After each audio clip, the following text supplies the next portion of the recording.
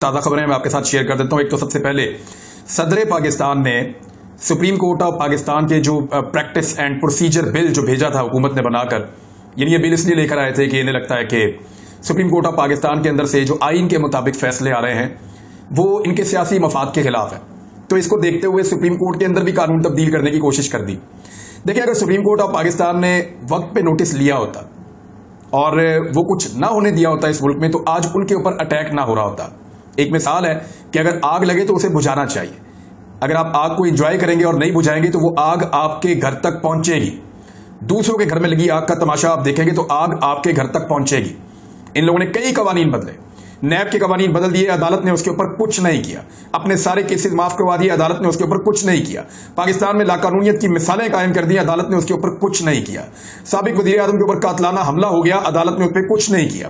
وہ سابق وزیر اعظم اپنا مقدمہ بھی درج نہیں کروا پا رہا تھا، عدالت نے کچھ نہیں کیا۔ پاکستان میں صحافیوں کے اوپر بدترین مقدمات درج کیے گئے، تشدد کیا گیا، گرفتار کیا گیا، عدالت نے کچھ نہیں کیا۔ ہمارا ایک شاندار صحافی ارشد شریف شہید ہو گیا، عدالت نے کچھ نہیں کیا۔ 100 موٹو نوٹس لیا ہے لیکن ان کی والدہ اپنی FIR بھی درج نہیں کروا پا رہی۔ بے شمار انسانی حقوق کی خلاف ورزیوں پہ عدالت نہیں بولی، اور پھر آخری اٹیک جو ہے وہ عدالت کے اوپر ہو گیا۔ یعنی آپ اگر ظلم کو نہیں روکیں گے تو وہ بڑھتا چلا جائے گا اور حتیٰ کہ آپ کے دروازے تک، آپ کے گھر تک پہنچ جائے گا۔ میرے خیال میں اس سے بہتر کوئی اور مثال ہو نہیں سکتی۔ لیکن صدر پاکستان نے سپریم کورٹ کے حوالے سے جو ایک پریکٹس اینڈ پروسیجر بل 2023 آئین کے آرٹیکل 75 کے تحت نظر ثانی کے لیے پارلیمنٹ کو واپس بھجوا دیا ہے۔ ایوان صدر کے پریس ونگ کی جانب سے ایک بیان جاری کیا گیا۔ صدر مملکت نے کہا کہ بادیوں نظر میں یہ بل پارلیمنٹ کے اختیار سے باہر ہے۔ دیکھیے، پارلیمنٹ کے اندر بھی آپ عدلیہ کی توہین نہیں کر سکتے، عدلیہ کے اوپر اٹیک نہیں کر سکتے، اور یہ انہوں نے کیا ہے۔ نہ صرف اٹیک کیا بلکہ قرارداد منظور کی ہے، اور وہ معاملہ اگر اپیل کے اندر جاتا ہے تو بہت سارے لوگوں کو اپنی سیٹیں بچانا مشکل ہو جائے گا، اور اگر وہ نائل ہو جاتے ہیں تو کیا دوبارہ وہ ممبر اسمبلی بن سکیں گے؟ فی الحال تو 5 سال کے لیے نہیں بن پائیں گے۔ اور دوسری بات یہ ہے کہ بہت سارے عام لوگوں نے تو اس پہ سائن ہی نہیں کیے۔ جو اتحادی جماعتیں ہیں اس وقت شہباز شریف کی، انہوں نے سائن ہی نہیں کیے۔ شہباز شریف نے خود سائن نہیں کیے، شہباز شریف کے قریبی وزراء نے سائن نہیں کیے، کابینہ کے اراکین نے سائن نہیں کیے، پیپلز پارٹی کے عام لوگوں نے سائن نہیں کیے، مخصوص نشستوں والوں سے اور ادھر ادھر سے ان نون قسم کے لوگوں سے دستخط کروا کے تو انہوں نے یہ کیا ہے، اور انہیں بیچاروں کو قربانی کا بکرا بنا دیا ہے۔ صدر مملکت یہ کہتے ہیں کہ بل قانونی طور پر مصنوعی اور ناکافی ہونے پر عدالت میں چیلنج کیا جا سکتا ہے۔ میرے خیال میں اس بل کی درستگی کے بارے میں جانچ پڑتال پوری کرنے کے لیے اور دوبارہ غور کرنے کے لیے واپس کرنا مناسب ہے۔ صدر مملکت نے کہا کہ آئین سپریم کورٹ کو ایپلی، ایڈوائزری، ریویو اور ابتدائی اختیار سماج سے نوازتا ہے۔ یعنی آئین کے اندر بہت سارے اختیارات ہیں سپریم کورٹ آف پاکستان کے پاس، اور جو مجوزہ بل ہے یہ آرٹیکل 184(3) عدالت کے ابتدائی اختیار سماج کے متعلق ہے۔ یعنی آئین میں ترمیم تو کی جا سکتی ہے، یہ نہیں ہو سکتا کہ آپ ایک بل کے ذریعے سے عدالتی اختیارات جو ہے ان کو قابو کر لیں۔ صدر مملکت نے بہت ڈیٹیل میں یہ خط لکھا ہے اور بہت ساری تفصیلات اس کے اندر پیش کی ہیں، بہت سارے قانون اور آئین کے جو آرٹیکل ہیں ان کا حوالہ بھی دیا ہے، یہ بھی بتایا کہ 1980 سے لے کر اب تک کیسے عمل درآمد کیا جا رہا ہے، اور تمام چیزیں تفصیلی بتانے کے بعد صدر مملکت نے اس بل کو واپس بھجوا دیا ہے۔ اس کے اوپر بہت پریشان ہیں PDM کی جماعتیں، انہیں لگتا تھا کہ وہ صدر سے اس کو منظور کروائیں گے دباؤ ڈال کے، اور دباؤ تو وہ بڑھاتے رہتے ہیں اکثر۔ لیکن پاکستان تحریک انصاف نے قرار دیا کہ صدر مملکت کا عدالتی اصلاحات بل واپس بھیجنا بالکل درست اقدام ہے، اور یہ بالکل انہوں نے قانون کے مطابق کیا ہے۔ پاکستان تحریک انصاف کے 2 لوگوں نے پریس کانفرنس کی، فواد چودھری اور حماد اظہر نے۔ انہوں نے کہا کہ صدر مملکت کا عدالتی اصلاحات کا بل واپس بھیجنا درست قدم ہے۔ سپریم کورٹ فیصلہ کرے گی یہ قانون بن سکتا ہے یا نہیں۔ قومی اسمبلی کے 342 کے ایوان میں صرف 42 ارکان نے سپریم کورٹ کے خلاف قرارداد پر دستخط کیے، یہ سب نااہل ہونے والے ہیں، کسی بھی اہم رکن کے قرارداد پر دستخط نہیں ہے۔ پھر ایک اور چیز بھی انہوں نے کی، انہوں نے کہا جی معافی مانگ لیں، فوری طور پہ معافی مانگ لیں۔ یہ جو لوگ جنہوں نے یہ قرارداد پیش کی اور اس کے اوپر دستخط کیے ہیں اور عدالت کی توہین کی ہے، یہ لوگ معافی مانگ لیں۔ اگر یہ معافی نہیں مانگیں گے تو ان کے خلاف ریفرنس جائے گا اور یہ لوگ فارغ ہو جائیں گے۔ اب ان لوگوں کے لیے ایک نئی مصیبت بنی ہوئی ہے۔ فواد چودھری نے کہا کوئی سیاسی جماعت اتنے بزدل لوگوں پر مشتمل ہو سکتی ہے؟ کون سی سیاسی جماعت انتخابات سے بھاگ سکتی ہے؟ 2 یا 3 رکنی بینچ عوام کا مسئلہ نہیں ہے، عوام فوری انتخابات چاہتے ہیں۔ کسی جج نے نہیں کہا کہ 90 دن میں انتخابات ضروری نہیں۔ حکومت ججز میں تقسیم پیدا کرنے کی کوشش کر رہی ہے۔ جسٹس اطہر اللہ سے احترام کا رشتہ ہے، کسی جج پر انگلی اٹھانے کا سوچ بھی نہیں سکتے۔ فیصلوں سے اختلاف ہو سکتا ہے، احترام پر سمجھوتا نہیں ہو سکتا۔ سپریم کورٹ کا فیصلہ انصاف پر مشتمل ہے۔ PTI رانوں کا کہنا تھا پاکستان کی بنیاد 2 چیزوں کے اوپر ہے۔ پاکستان کی حاکمیت اعلیٰ جو ہے وہ اللہ رب العزت کی ہے، اللہ تعالیٰ کے بعد اختیار جو ہے وہ منتخب نمائندوں کا ہے، اور پاکستان کے مسائل کا حل صرف انتخابات ہیں تاکہ نمائندے منتخب کیا جا سکے۔ बहरहाल एटमी ताकत के बाद इलेक्शन कमीशन को देने के लिए 21 अरब रुपए नहीं है, आप दुनिया को क्या जवाब देंगे? और उन्होंने ये कहा कि दुनिया को बताएंगे कि इलेक्शन के लिए $10 मिलियन भी नहीं थे हमारे पास। इमरान खान नाअहल नहीं हो सके, बहुत सारे लोग सर धड़ की बाजी लगा रहे हैं। पाकिस्तान पीपल्स पार्टी ने जो बात की है मुज़ाकरात के हवाले से, उसको पाकिस्तान तहरीक इंसाफ ने सराहा है। और उसके बारे में आपको बता दूं, पाकिस्तान तहरीक इंसाफ ये चाहती है कि मुज़ाकरात हों, और ये पहले दिन से चाहते हैं। ये नहीं, मुझे अच्छी तरह याद है गुज़िश्ता साल जब मई में लॉन्ग मार्च होना था इमरान खान साहब का, तो उस लॉन्ग मार्च से पहले भी और उसके बाद भी दोनों मौकों पर इमरान खान साहब ने कहा था कि इंतखाबात की तारीख के ऊपर बैठकर बात करें और फिर मुज़ाकरात करें। 3 चीज़ों पर उन्होंने कहा मैं मुज़ाकरात करने के लिए तैयार हूं। एस्टेब्लिशमेंट के किरदार के ऊपर, खासतौर पर फौज के किरदार के ऊपर। दूसरा, उन्होंने कहा था कि मईशत को किस तरीके से पाकिस्तान आगे लेकर चलेगा, सब मिलकर उस पर फैसला करें। और तीसरा, इमरान खान साहब ने कहा था कि इंतखाबात की तारीख देकर उसका तरीकाकार तय कर लें। तो उन 3 चीज़ों पर तो इमरान खान साहब जब से वो हुकूमत से निकले हैं तब से लेकर अब तक कभी इनकार ही नहीं कर रहे। वो बार बार कहते हैं मुज़ाकरात किए जाएं, लेकिन क्योंकि पीडीएम की हुकूमत जो है वो एस्टेब्लिशमेंट के कंधों पे सवार है, तो वो हवा के घोड़े पे सवार है। यानी उन्हें ये लगता है कि कोई फर्क नहीं पड़ता, मुज़ाकरात करें या ना करें, एस्टेब्लिशमेंट हमारी हुकूमत को धक्का लगाती रहेगी। भारत अभी तक तो एस्टेब्लिशमेंट धक्का लगा रही थी, लेकिन अब कुछ और चीज़ें समझ आ रही हैं। कल से लेकर अब तक बहुत सारे सहाफ़ियों ने यह दावा किया और बहुत सारे लोग ये बात ऑफ द रिकॉर्ड भी बता रहे हैं कि हुकूमत ने बड़ी कोशिश की है कि अदलिया के मामले को एक तनाज़े की शक्ल देने के लिए कौमी सलामती कमेटी के फोरम को इस्तेमाल किया जा सके, लेकिन ऐसा नहीं किया जा सका। उसकी वजह यह है कि एस्टेब्लिशमेंट अब अपने आप को इन चीज़ों में मजीद धकेलना नहीं चाहती। हालांकि कुछ लोग उस पर मजबूर हैं, कुछ लोग ऐसे हैं जो अभी भी कुछ और कार्रवाई डालना चाह रहे हैं, कुछ और आगे बढ़ना चाह रहे हैं, लेकिन मजबूरी तौर पे एस्टेब्लिशमेंट जो है वो अब थकने लगी है कि जिस सूरत हाल का उनको सामना करना पड़ा है। यानी पाकिस्तान की आवाम की नाराजगी, पाकिस्तान के लोगों के गिले और शिकवे, पाकिस्तान के लोग जो हैं वो बार बार सोशल मीडिया पे हर जगह पे आके ओपन डिबेट्स के अंदर ये कहते हैं कि पाकिस्तान का नुकसान किसने किया है, और वो एस्टेब्लिशमेंट को ज्यादा गुनाहगार समझते हैं इन हालात के लिए बनिस्बत सियासतदानों के। तो ये इस वक्त की सूरत हाल है। लेकिन पाकिस्तान तहरीक इंसाफ ये कह रही है कि मुज़ाकरात के मामलों को आगे बढ़ाना चाहिए, एस्टेब्लिशमेंट तहरीक इंसाफ और हुकूमत को मुज़ाकरात के मामलों आगे बढ़ाने चाहिए। अब एस्टेब्लिशमेंट को ये भी समझ जाना चाहिए कि उनका कोई किरदार नहीं होना चाहिए पाकिस्तान की सियासत में। उनका जितना किरदार है वो उतना ही रहना चाहिए।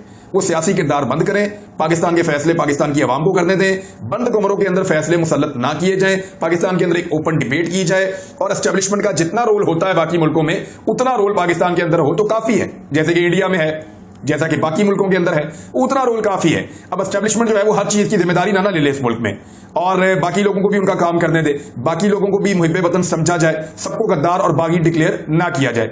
जैसा कि हाल ही में इमरान खान साहब पे मुकदमा हुआ है, अली अमीन गंडापुर को ले गए हैं इस्लामाबाद पुलिस वाले। इस्लामाबाद पुलिस ने गोलना थाने में एक मुकदमा है, उसमें उनको लेकर गए हैं। और एक बात पाकिस्तान तहरीक इंसाफ ने क्लियरली की है कि अगर अली अमीन गंडापुर के ऊपर टॉर्चर हुआ तो इसके जिम्मेदार आईजी इस्लामाबाद होंगे, और इस्लामाबाद पुलिस के वो लोग होंगे जो उनसे इंटरोगेशन कर रहे होंगे। अली अमीन गंडापुर की एक ऑडियो थी, वो काफी पुरानी है, और उस ऑडियो को लेकर पुलिस अब बहुत हसास हो गई है और एफआईआर दर्ज करके कस्टडी ले ली अली अमीन गंडापुर की। इससे पहले उनको पंजाब की जेल में भेजने का भी बंदोबस्त किया जा रहा था, क्योंकि डेरा इस्माइल खान में लोगों के जज्बात बहुत गर्म थे और वो अली अमीन गंडापुर की गिरफ्तारी को लेकर खासे मुस्तरब और बेचैन थे। ईरान और सऊदी अरब के ताल्लुकात की बेहतरी को पाकिस्तान तहरीक इंसाफ ने खुशाइन करार दिया है। ये एक ऐसी चीज है जिसपे इमरान खान साहब ने भी काम किया था माजी में, और ये कहा जा रहा था जब इमरान खान साहब ने ये क्लेम किया था कि मुस्तकबिल में ईरान और सऊदी अरब करीब आ जाएंगे, तो उस वक्त मीडिया ने और पाकिस्तान की जो पॉलिटिकल पार्टी है जो आजकल पीडीएम में है, उन सब ने इमरान खान साहब का मजाक उड़ाया था कि ये नहीं हो सकता। और बहुत सारे मौलवी जो है वो बहुत ज्यादा बेचैन हो गए थे। उसकी वजह यह है कि ईरान और सऊदी अरब की जो एक प्रॉक्सी वॉर पाकिस्तान में रहती थी बदकिस्मती से, उससे हमारे बहुत सारे मौलवी जो हैं, मैं मौलवी इसलिए कह रहा हूं, उलमा इकराम का मैं नाम नहीं ले रहा, कुछ ऐसे दिहाड़ीदार मौलवी जो हैं वो उससे मुस्तफीद होते रहे हैं। यानी ईरान और सऊदी अरब की टसल का फायदा हमारे ग्राउंड के ऊपर कुछ मौलवी उठाते रहे हैं। अब उनकी दुकानें जो हैं वो आहिस्ता आहिस्ता बंद हो जाएंगी, क्योंकि सऊदी अरब ने यमन की जंग भी खत्म कर दी है, ईरान और सऊदी अरब की दोस्ती हो रही है, उनके ताल्लुकात बेहतर हो रहे हैं, और इससे अच्छी बड़ी और खूबसूरत खबर आज के दिन में हो नहीं सकती। लेकिन पाकिस्तान की मौजूदा हुकूमत में इसका टके का किरदार नहीं है। पाकिस्तान की मौजूदा हुकूमत जो है वो कहते हैं बेगर्स आर नॉट चूजर्स। जब अपने आप को खुद भिखारी डिक्लेयर करते हैं, आप $2 अरब आप दे दें, $1 अरब आप दे दें, और वैसे भी ये सारी हुकूमतों को मांगने पड़ते हैं क्योंकि पाकिस्तान आगे बढ़ नहीं रहा। अभी अल्लाह अल्लाह करके पाकिस्तान 6% की शरह से तरक्की करना शुरू हुआ था, रजीम चेंज ऑपरेशन कर दिया, शौक पूरा कर लिया एस्टेब्लिशमेंट ने। अब पाकिस्तान पहुंच गया है 0.4% या 0.6%, दो अलग अलग रिपोर्टें हैं, दोनों ही कोट कर देता हूं। वर्ल्ड बैंक के मुताबिक 0.4%, एशिया डेवलपमेंट बैंक के मुताबिक 0.6%, यहां तक पाकिस्तान यानी आधा फीसद पे पहुंच गया है, 6% से कम होकर तरक्की की शरह में। ये पाकिस्तान के साथ इन्होंने किया है, तो पैसे तो फिर मांगने पड़ेंगे, और मांगने वाले तो चूजर्स नहीं होते शहबाज शरीफ साहब के बकौल। लिहाजा सऊदी अरब और ईरान की दोस्ती में पाकिस्तान एक वक्त था कि एक किरदार अदा कर रहा था, अब नहीं कर रहा बदकिस्मती से, और पाकिस्तान का इसमें कोई हिस्सा نہیں ہے بدقسمتی سے، لیکن ماڈل وہی ہے کہ اس خطے کے اندر امن آئے گا اور یہ خطہ مل کر آگے بڑھے گا۔ چائنا، پاکستان، رشیا، افغانستان، ترکی، ایران، سعودی عرب، گلف کے ممالک، یہ سب مل کر آگے بڑھیں گے اور سینٹرل ایشیا کا بھی اس میں ایک رول ہوگا۔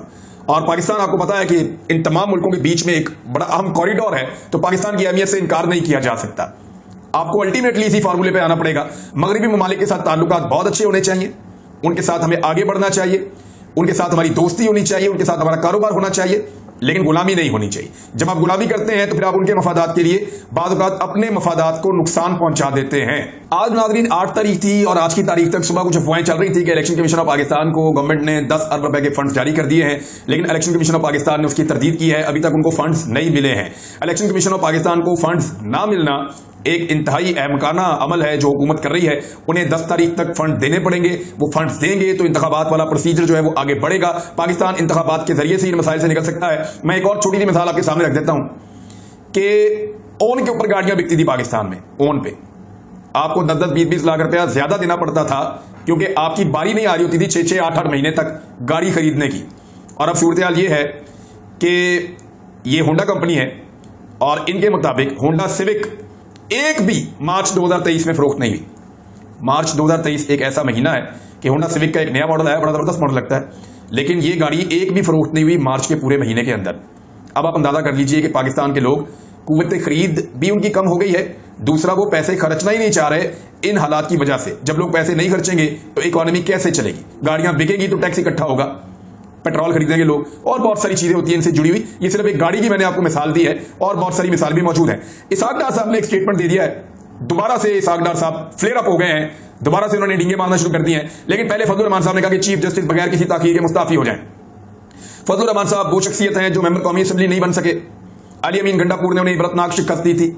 فضل الرحمان وہ شخصیت ہیں جنہوں نے اسلام آباد کے اوپر 2 مرتبہ لانگ مارچ لے کر آئے، عمران خان صاحب نے انہیں فیسیلیٹیٹ کیا باقاعدہ، اور اب فضل الرحمان صاحب جو ہے وہ دھمکیاں لگا رہے ہیں دوبارہ سے عدالت کو۔ ان کے بعد مدارس کے طالب علم ہوتے ہیں اور حکومت جب بھی کبھی پی ڈی ایم کی جماعتیں کچھ کرنا چاہتی ہے تو فضل الرحمان صاحب کے ذریعے سے بلیک میل کرتی ہے۔ اب اگر سپریم کورٹ آف پاکستان کو دھمکی لگائی ہے فضل الرحمان صاحب نے، اور ان کے بیٹے بھی یہ کہہ چکے ہیں کہ اسلام آباد آ جائیں گے، احمد ولی خان نے بھی یہ بات اس طرح کی ہے کہ اسلام آباد آ جائیں گے، تو یہ اسلام آباد آنے کا شوق پورا کر لیں۔ میرے خیال میں اس مرتبہ پاکستان تحریک انصاف کے لوگ بھی نکلیں گے اور وہ ان سے بہت بڑا ہجوم اکٹھا کر کے سپریم کورٹ آف پاکستان کو سپورٹ کریں گے۔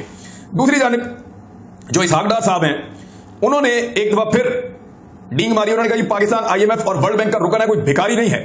بات تو ٹھیک ہے، اسحاق ڈار نے کہا ہے، کوئی کہہ رہا ہے کہ مجھے آئی ایم ایف سے منع کر دیا گیا ہے، مجھے آئی ایم ایف منع نہیں کر سکتا، پاکستان آئی ایم ایف اور ورلڈ بینک کا رکن ہے، کوئی بھکاری نہیں ہے۔ ویسے ان کو چاہیے پہلے آپس میں طے کر لیں کہ پاکستان ہے کیا۔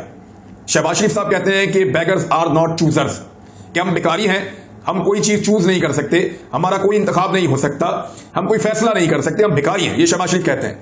آپ کا وزیر داخلہ کہتا ہے کہ پاکستان وینٹیلیٹر کے اوپر ہے، جب دل کرے گا امریکہ وینٹیلیٹر کھینچ لے گا اور خدا نہ خاصہ کوئی اور معاملہ ہو جائے گا، پھر وہ کہتا ہے پاکستان ڈیفالٹ ہو چکا ہے۔ سابق وزیر خزانہ جو ہے مفتاح اسماعیل، وہ ایک الگ کہانی سناتے ہیں۔ ڈار صاحب تھوڑا عرصہ منتیں کرتے ہیں، ترلے کرتے ہیں، اور تھوڑے عرصے کے بعد کہتے ہیں جی میں تو پہلوان ہوں، میں تو ڈیل کر لوں گا آئی ایم ایف سے۔ تو ان کا نا کوئی تجربہ نہیں ہے میرے خیال میں، یہ اللہ توکل آج تک چلتے رہے، اور اس لیے چلتے رہے کہ امریکہ کو پاکستان کی مختلف وجوہات کی بنا پہ ضرورت نہیں ہے، ان ضرورتوں کی وجہ سے امریکہ کو پیسے دیتا رہا، ہمیں ہمارا کام چلتا رہا ہے۔ اب پہلی مرتبہ جب ملک خود چلانا پڑ رہا ہے تو سارے کے سارے ایکسپوز ہو گئے۔ یہ ہے ان کی صورتحال۔